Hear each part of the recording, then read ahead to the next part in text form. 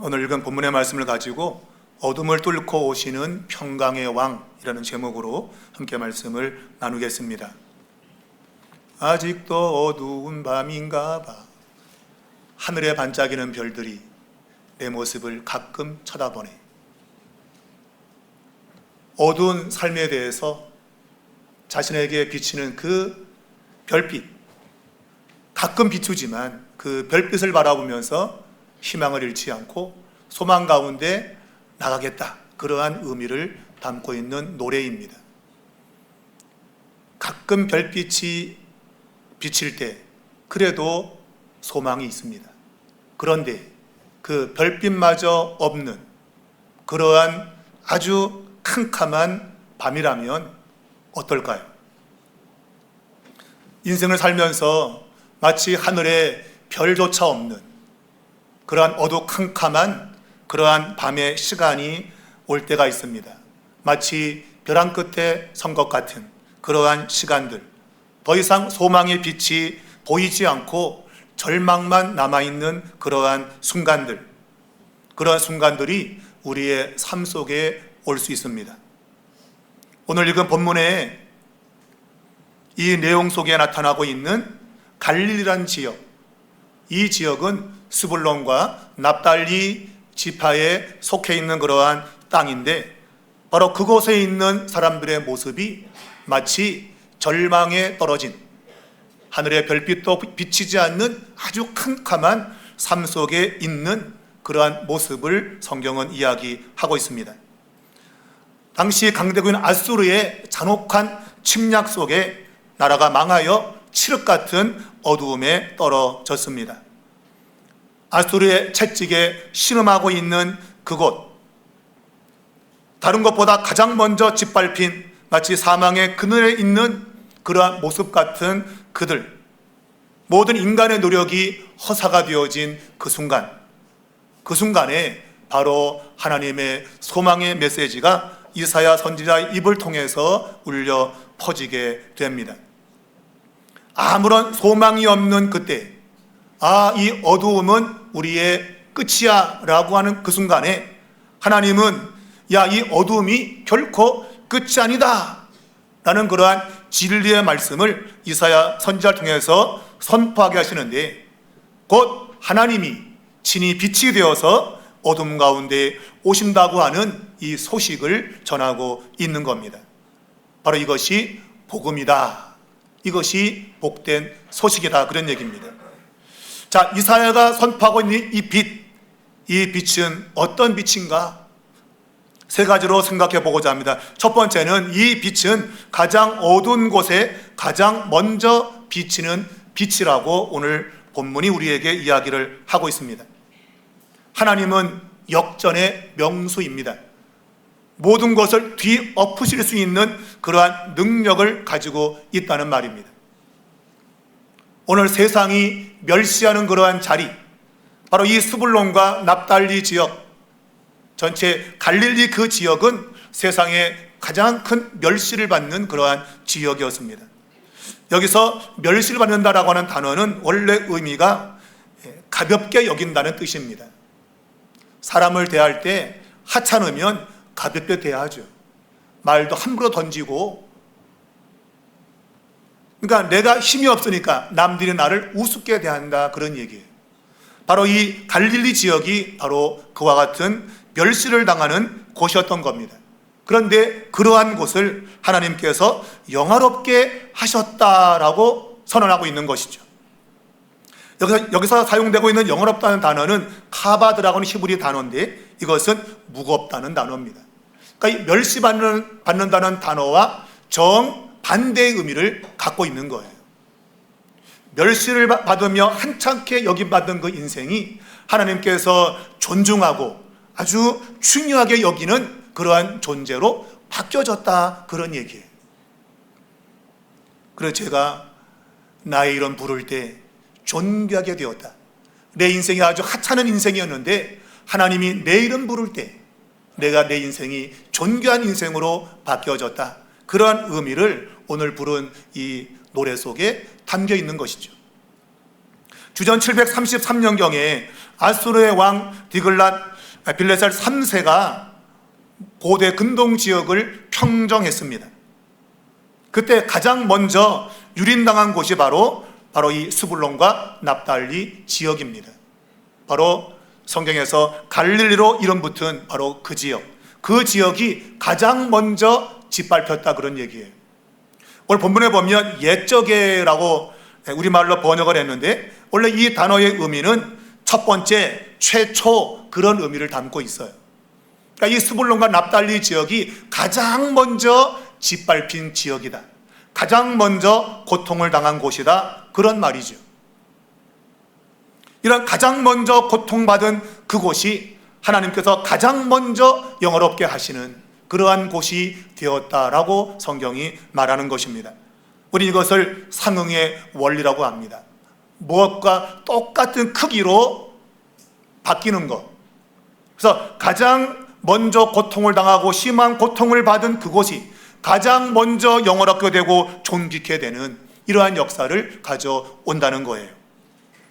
1989년 11월 제가 군에 입대한 해인데, 제가 5월 달에 입대했는데 6개월이 지나서 하나의 놀라운 소식이 들렸는데, 바로 그것은 베를린 장벽이 무너졌다는 겁니다. 동독과 서독이 통일되었다, 그런 얘기예요.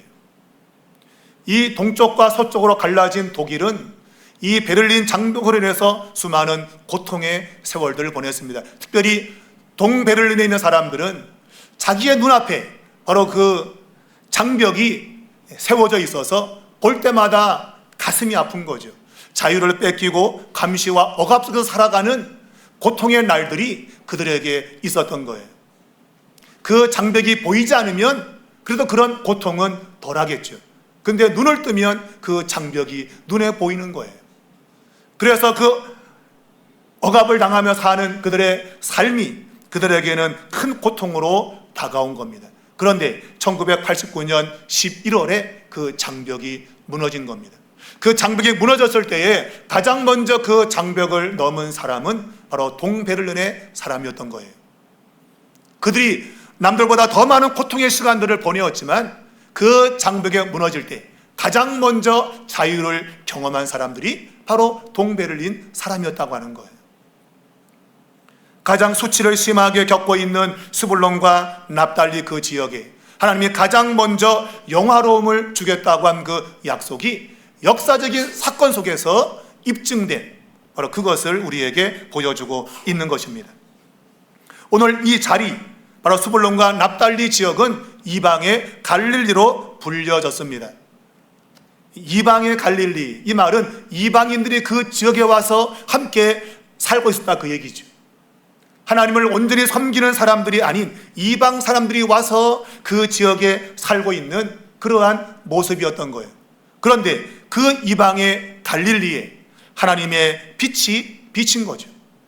그 빛이 비쳐서 그곳에 있는 모든 사람들이 어둠을 벗어나는 이러한 결과를 얻게 된 겁니다. 이러한 내용은 복합적인 그런 인종의 구성을 통해서 장차 임할 메시아적 통치가 모든 사람에게 임할 것을 예시하고 있습니다. 유대인만이 아니라 이방인들도 하나님의 구원의 빛에 동참할 것을 이방의 갈릴리라고 하는 이런 표현 속에 나타나고 있는 거죠. 세상은 우리를 쓸모없다 하면서 우리를 가볍게 여길 수 있습니다. 배운 것도 없고 가진 것도 없으면 세상이 그렇게 우리를 취급한단 말이에요. 그런데 바로 그 자리에서 하나님은 가장 무거운 영광의 빛을 비춰주신다고 하는 것입니다. 예수님께서 마태복음 4장 15절 이하에 보면 이방의 갈릴리인 이 스불론과 납달리에서 가장 먼저 공생애를 시작하신 것 결코 우연이 아닙니다. 스불론과 납달리여 하면서 이방에 큰 빛이 비쳤다라고 주님이 말씀하신 거죠. 스불론과 납달리여, 내 이름 부를 때 아무개 아무개야, 너가 어둠 가운데 있었는데 그 어둠에 빛이 비쳤다, 그렇게 말하고 있는 것입니다. 여러분, 이 빛은 마치 새벽이 갑작스럽게 찾아오듯이 갑작스럽게 찾아왔다는 거예요. 여러분, 미국에 가보면 애리조나주에 거대한 협곡 그랜드 캐년이 있습니다.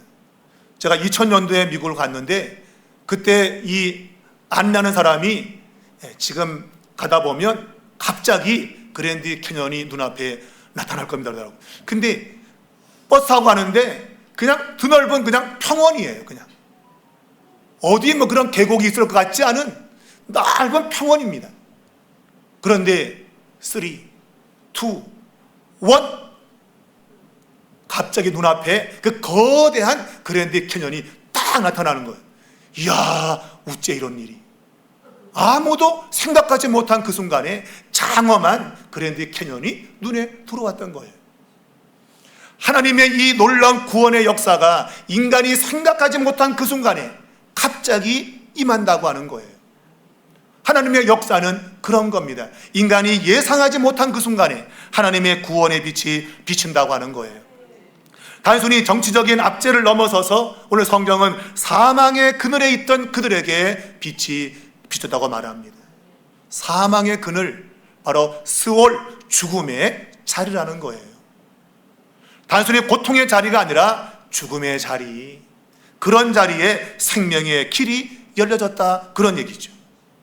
여러분의 삶에도 이러한 이방의 갈릴리가 있을 줄 압니다. 남들로부터 수모를 당하고 멸시를 당하는, 가진 것도 없는 주제에 말이야, 배운 것도 없는 주제에 말이야, 니까지게 뭘 알아? 이런 것들, 그런 것들이 우리에게 고통을 주게 될 때 바로 그곳에 하나님께서 놀라운 영광의 빛을 비출 것을 여러분 믿을 수 있기를 축복합니다. 왜냐하면 오늘 이 본문에 사용되고 있는 모든 동사가 다 과거 완료로 쓰여졌다고 하는 거예요. 성경은 우리에게 하나님의 놀라운 영광의 이러한 빛을 비추는 사건이 미래적 사건이 아니라는 겁니다. 분명 그들은 고통을 당하고 있고 이제 미래적으로 회복될 것이 분명합니다. 그런데 성경은 동사를 사용할 때 과거 완료형으로 이미 일어난 일로 쓰고 있다고 하는 거예요. 제일 먼저 보면 멸시를 당하게 하셨다라고 되어 있잖아요. 이건 역시 완료형 동사입니다. 예, 이건 맞는 말이에요. 그들은 지금 멸시를 당하고 있는 겁니다. 그런데 그 땅을 영원롭게 하셨다, 이 말은 영원롭게 될 것이라고 미래로 써야 맞는 거예요. 그런데 성경은 과거로 쓰고 있다고 하는 거예요. 과거에 이미 이루어진 사건으로 쓰고 있다고 하는 거예요. 그러니까 이것은 반드시 그렇게 된다고 하는 확신을 우리에게 주고 있는 겁니다. 이런 일이 일어날지는 모르고 안 될 수도 있어, 이게 아니고 이미 일어난 거야 라고 우리에게 말하고 있는 거예요. 그리고 그 빛이 보였다 역시도 과거 완료입니다. 그리고 그 빛이 비친다, 이건 역시도 과거 완료입니다. 그리고 창성하게 하셨다, 즐거움을 더하게 하셨다, 즐거워한다, 꺾으셨다, 불태웠다, 모두가 다 과거 완료형 동사입니다. 정상적이면 미래형을 써가 맞는 거예요. 앞으로 이렇게 될 거야, 그렇게 써야 맞는데 성경은 야, 이미 이루어진 거야, 이미 이루어진 거야. 이걸 생각해 보면 이 문장은 감사의 노래라고 볼 수 있어요. 아, 하나님 이미 이루어 주셨군요, 할렐루야, 감사합니다 라는 고백과 같다는 거예요. 우리가 마가복음 11장 24절을 보면 너희가 믿고 구한 것은 받을 줄 알라가 아니고 받은 줄 알아라, 그리고 감사해라, 그러면 그대로 될 것이다. 여러분, 받을 줄 미래가 아닙니다. 받은 줄, 이미 받은 걸로 믿어라, 그러면 그대로 된다. 여러분에게 좋은 일 생기면 감사하는 거 당연하죠, 여러분. 근데 때로 좋은 것 받았으면서도 감사하지 못하는 사람이 있긴 있어요. 그러나 뭔가 좋은 일이 벌어지면 감사도 하면서 내가 한턱 쏠게, 뭐 세상도 그런단 말이에요. 그런데 성경이 말하고 있는 신앙적 정수, 믿음의 정수는 지금 보이지 않지만 이미 그것이 이루어진 줄로 믿고 감사한다는 거예요. 히브리서 11장 1절은 믿음은 바라는 것들의 실상이요 보이지 않는 것들의 증거니. 눈에 보여 사는 건 누가 못해요, 여러분. 내 주머니에 돈이 많이 들어오면 아, 딱 기쁘다, 한턱 낼게, 누가 못하냔 말이에요. 근데 주머니가 텅텅 비었다, 하나님께 드릴 헌금도 없다. 그런데 하나님이 주신 줄로 믿고 하나님 앞에 감사금을 드릴 수 있는가? 여러분 있습니까? 한 번도 안 해봤다 지금까지 그런 거. 그렇다면 여러분 해보시기 바랍니다. 성경 말씀대로 반응해야 되는 거예요. 받은 줄 알고 믿어라. 그러면 그대로 된다.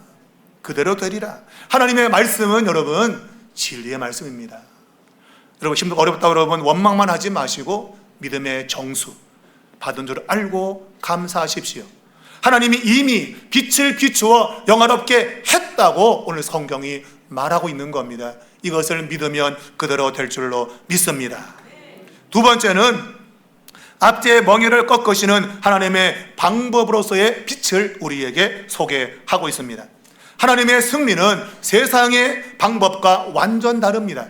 세상의 계산법을 뒤엎어버리는 것이 하나님의 방법이라고 하는 거예요. 오늘 성경은 미디안의 날을 인용하고 있습니다. 미디안의 날, 이것은 사사시대에 하나님이 기드온과 300명의 용사를 통해서 미디안 군사 13만 5천 명을 쳐부신 그 사건을 이야기하고 있는 거예요. 기드온이 3만 2천 명의 군사를 모았습니다. 이 3만 2천 명도 13만 5천 명에 비교하면 적은 숫자죠. 근데 하나님은 숫자가 많네, 더 줄여. 그래서 300명으로 줄였단 말이에요. 근데 내가 300명으로 13만 5천 명을 꺾었다. 여러분 믿어지시나요? 안 믿어지면 여러분 믿음의 길을 걷는 게 아닙니다. 하나님이 행하시면 300명으로도 13만 5천 명을 얼마든지 이기게 하시는 거죠. 여기서 사용된 무기가 과연 무엇입니까? 그들이 칼이 있어서 여러분 승리했다고 되어 있습니까? 아닙니다. 성경은 칼로서의 승리가 아니라 횃불과 빈 항아리를 깨트려서 그 전쟁을 이겼다고 되어 있어요. 전혀 싸울 만한 무기가 아닌데 300명도 하찮은데 횃불과 빈 항아리도 하찮은 거란 말이에요. 근데 그 하찮은 것으로 하나님은 승리를 얻게 하셨다. 여러분 성경은 하나님의 역사를 전부 다 이런 식으로 소개하고 있는 거예요. 하나님의 이 구원은 인간의 군사력이 아닌 하나님의 열심에 의해서 온다고 하는 것을 성경은 말하고 싶은 겁니다. 장차 이 땅에 오실 그 메시아를 이야기하면서 오늘 연약한 한 아기의 모습으로 이야기하고 있습니다. 이 메시아는 한 아기의 모습으로 와서 세상의 권세를 무너뜨릴 것이다. 늠름한 장군으로 온 게 아니라 아주 힘없고 남들이 볼 때는 저게 뭐야 라고 할 정도의 그런 미미한 한 아기의 모습으로 메시아가 온다는 거예요. 하나님이 하시는 전쟁은 세상 전쟁과 다릅니다. 여러분 하나님의 전쟁은 거룩한 전쟁입니다. 이 거룩한 전쟁의 결과가 가져오는 것은 바로 이 압제자들의 멍에를 꺾는 것이고 전쟁의 도구를 다 불태워버리는 것입니다. 오늘 전쟁에 사용된 구나 피 묻은 겉옷을 불에 태운다고 했습니다. 이것은 완전한 평화가 임했음을 이야기하는 것이죠. 우리가 이사야 2장을 보면 칼을 쳐서 보습을 만들고 창을 쳐서 낫을 만든다고 했습니다. 뭔가를 다른 것으로 바꾸는 것을 이야기하고 있는데 여기에서는 그 메시아가 오게 되면 바꾸는 것도 필요 없다. 칼과 창 완전히 던져버린다. 이것은 참된 평화가 올 것을 말하고 있는 겁니다. 여러분 때로 여러분 보습도 때로는 낫도 사람을 죽일 수 있거든요. 그것도 여러분 칼과 창만 죽이는 게 아니에요. 여러분 그러한 농사지구로도 화딱지가 나면 그걸로도 사람을 죽인단 말이에요. 여러분 그런데 오늘 이 메시아가 다스리는 그 나라 한 아기로 와서 그 아기가 세상의 권세를 꺾은 그 나라는 바로 완전한 평화, 보습도 필요 없고 낫도 필요 없는 완전한 평화가 있는 그러한 나라라고 이야기하고 있는 거예요. 인생을 살면서 우리는 어떤 것에 억눌려 살 수 있습니다. 죄에 억눌리고 무언가에 중독되어지고 절망이 우리를 덮는 그러한 멍에의 삶이 있을 수 있어요. 근데 이런 모든 것들은 우리의 혈기와 그리고 육체적인 무기를 가지고는 꺾을 수 없는 겁니다. 오직 성경이 말하고 있는 대로 약한 자를 통해서 강한 자를 부끄럽게 하시는 하나님의 능력만이 참된 해방을 준다고 하는 사실, 여러분 이것을 믿을 수 있기를 바랍니다. 마틴 루터 킹 목사님은 1960년대에 미국 흑인 인권 운동을 했던 목사님입니다. 이 목사님은 비폭력 저항주의를 선언했습니다. 폭력으로는 이걸 바꿀 수 없다, 그런 얘기예요. 그가 한 연설을 들어보면 이런 겁니다. 어둠은 어둠을 몰아낼 수 없습니다. 빛만이 그것을 할 수 있습니다. 미움은 미움을 없앨 수 없습니다. 오직 사랑만이 그것을 할 수 있습니다. 이 세상의 잘못된 모든 것들은 힘으로 능으로 되는 게 아닙니다. 하나님의 방식인, 하나님께서 한 아기를 보내어서 그 모든 것을 다 정리하시고 참된 해방과 평강을 주는 그 방식만이 우리에게 필요하다, 그런 얘기예요. 여러분, 한 아기를 보내어서 연약함과 그리고 낮아짐을 통해서 하나님은 적을 친구로 만드십니다. 이것이 십자가의 논리고 이것이 빈 무덤의 능력이라고 하는 거예요. 그냥 힘을 가지고 참된 자유와 평강을 얻을 수 있는 게 아니라는 겁니다. 오직 십자가의 방식만이 참된 평강을 준다. 바로 그 한 아기가 이 세상의 빛으로 오셨다, 그런 얘기죠. 세 번째는 우리에게 주신 이 아들, 영원한 평강의 왕이 바로 이 빛으로 오늘 나타나고 있다고 하는 겁니다. 오늘 이 모든 일어나는 역전, 이 역전의 신비는 한 아기에게 집약되어 있습니다. 이 아기가 태어남으로 모든 역전이 이루어진다고 하는 거예요. 그러면서 이 아기가 가지고 있는 이름을 네 가지로 소개하고 있습니다. 기묘자 모사, 이걸 말하면 기묘한 모사라는 뜻입니다. 이 뜻은 초자연적인 지혜를 가지고 인생을 설계하시는 분이라고 하는 거예요. 세상적인 지혜가 아니고 초자연적인 지혜. 여러분과 저는 여러분과 저의 앞날을 알 수 없고, 때로 고난이 오면 내 인생 참 재수가 없구나, 팔자가 사납구나, 그렇게 생각하시는데 하나님은 여러분과 저의 인생을 초자연적인 지혜로 설계하신 겁니다. 망했다고 생각하는 그 순간에 살아나고 소망이 없다는 그곳에 희망을 주시는 초자연적인 지혜로 여러분과 저의 인생을 설계하셨다고 하는 거예요. 그리고 전능하신 하나님, 바로 여호와 하나님 자신의 권능으로 직접 행하신다, 그런 이야기입니다. 영존하시는 아버지, 이것은 잔인한 억압이 아니라 자기 희생적 사랑으로 돌보시는 분을 의미하고 있어요. 여러분과 저가 아는 아버지는 무서운 아버지예요. 저도 우리 아버지 제 어릴 때 술 먹고 오시면 너무 무서웠어요. 술 드시고 오면 집합, 아니 왜 술 드시면 집합을 시키는지 모르겠네요. 집합 그러면 다 꿇어앉고, 특별히 저는 장남이기 때문에 더 켜라 이놈아, 너는 이놈아 하면서 그냥. 아버지 무서웠어요. 그래서 아버지의 소리만 들리면 숨는 거예요. 숨는 거. 더 견이 없다. 그 아버지 무서운 아버지였어요. 아마 대체적으로 가부장적 제도를 가지고 있는 그 삶에는 아버지는 무서운 분입니다. 그런데 오늘 이 아버지는 영존하시는 아버지라고 말하고 있으며 힘으로 억압하는 그런 아버지가 아니라 자기를 도리어 희생시키며 사랑으로 돌보시는 아버지인 것이죠. 가시고기라고 하는 그 책에 나오는 그 부성애, 자식을 위해서 자신을 희생하는 그 아버지, 바로 그 아버지가 이 한 아기에게 붙여진 이름이라고 하는 거예요. 마지막은 평강의 왕, 군림하는 왕이 아니라 투명한 연약성을 가지고 있는 왕으로 소개합니다. 여러분, 투명한 연약성이 뭔가 하면 우리가 어떤 물체가 있을 때 그 물체가 우리 눈에 보인다고 하는 것은 뭔가를 부딪힌다는 의미가 있어요.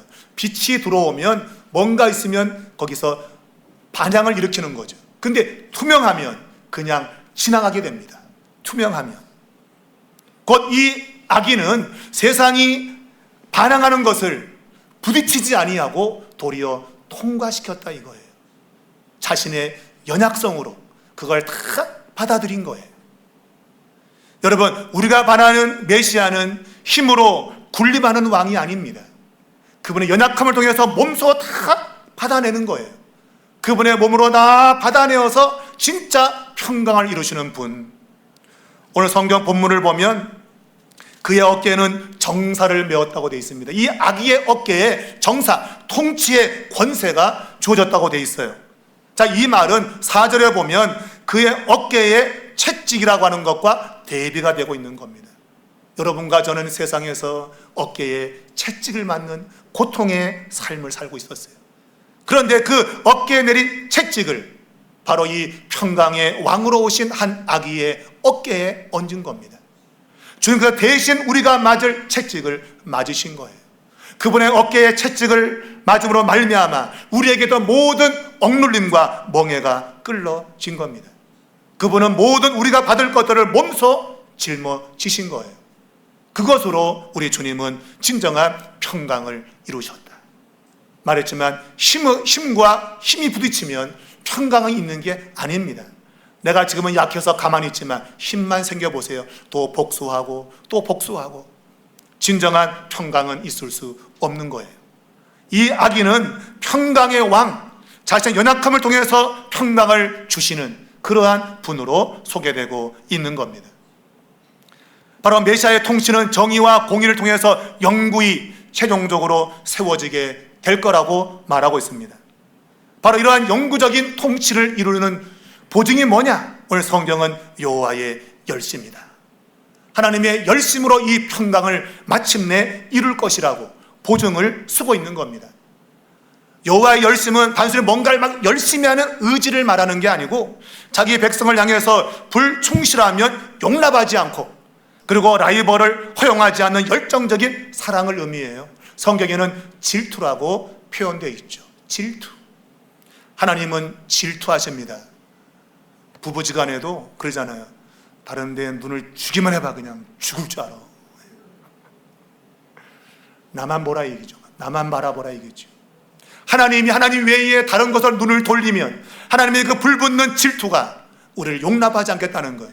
근데 그것은 여러분 결국 우리를 살리기 위한 것이다. 우리가 불충성할 때 하나님은 용납하지 않고 우리에게 심판의 채찍을 내리시는데, 그런데 그 채찍으로 인해서 우리는 다시 하나님께로 향하여 평강을 얻게 된다는 말이에요. 여러분, 사람의 말도 우리에게 평안을 줄 때가 있습니다. 2차 세계대전 당시에 나치 독일이 전 유럽을 휩쓸었습니다. 그때 영국만이 홀로 저항을 했어요. 1940년 6월 4일 날 윈스턴 처칠 수상이 하원 의회에서 아주 유명한 연설을 했습니다. 그 연설을 통해서 절망에 빠진 영국 국민들이 다시금 소망을 갖게 되었다고 합니다. 그 연설의 내용은 이런 겁니다. 우리는 어떤 대가를 치르더라도 우리 섬을 지켜낼 것입니다. 우리는 해변에서 싸울 것입니다. 우리는 상륙지에서 싸울 것입니다. 우리는 들판과 거리에서 싸울 것이고 언덕에서 싸울 것입니다. 우리는 결코 항복하지 않을 것입니다. 비록 우리가 본토를 뺏기거나 일부분을 점령당한다 할지라도 하나님께서 좋은 때가 임하면 신세계의 모든 힘과 권능을 통해서 구세계를 구원할 것을 바라보며 그때까지 끝까지 투쟁할 것입니다. 여기서 말하는 신세계는 미국을 가리킵니다. 그리고 구세계는 영국을 가리킵니다. 미국이 모든 권능과 힘을 가지고 우리를 구조하러 와서 우리를 해방시킬 때까지 싸우겠다는 연설이었어요. 그 연설을 듣고 영국 국민들이 절망해서 소망으로 일어섰다고 합니다. 여러분, 사람의 말도 사람들에게 소망을 불러일으키는데 하물며 하나님이 오늘 주신 말씀을 듣고 우리가 소망을 가지지 않는다면 되겠냐 말입니다. 인간의 굳은 의지와 결단은 안 될 수도 있습니다. 그런데 하나님의 말씀은 시공을 초월하여 역사 속에 이루어지는 말씀이니 여러분 이 말씀을 그대로 믿을 수 있기를 바랍니다. 하나님의 말씀은 변함없이 이루어지는 신실한 말씀임을 여러분 굳게 믿을 수 있기를 바랍니다. 인간이 불신앙을 드러내도 하나님은 뜨거운 사랑으로 구원의 역사를 반드시 이루어 내실 겁니다. 그 열심이 오늘 여러분의 삶에 어둠을 뚫고 왕적인 소망의 빛으로 다가올 겁니다.